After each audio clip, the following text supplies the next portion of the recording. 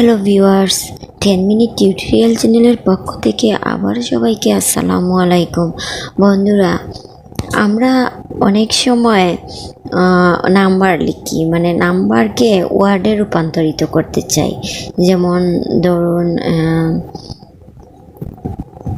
8,43,550।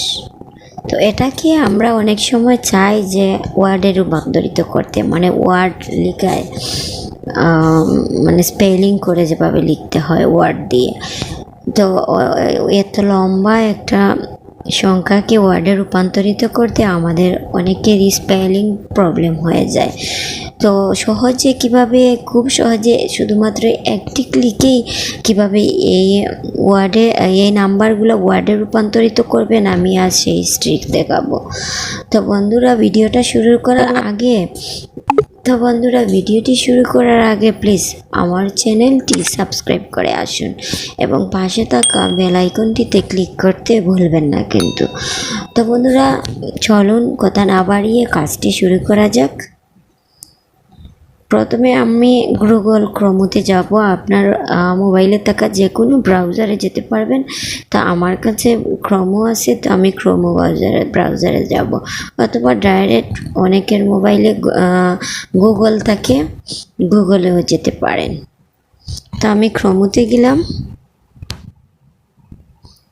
গিয়ে automatic Google চলে আসছে। তো এখানে আমি নাম্বার লিখব, মনে করুন যে কোনো নাম্বার আমি অটো দিয়ে দিলাম, যে কোনো দিয়ে তারপর লিখব সমান সমান, এরপরে লিখব নাম্বার দিয়ে ইকুয়াল টু লিখব, ইকুয়াল টু দেওয়ার পর ইংলিশ, তারপর সার্চ করব। এই দেখুন 876,435,885।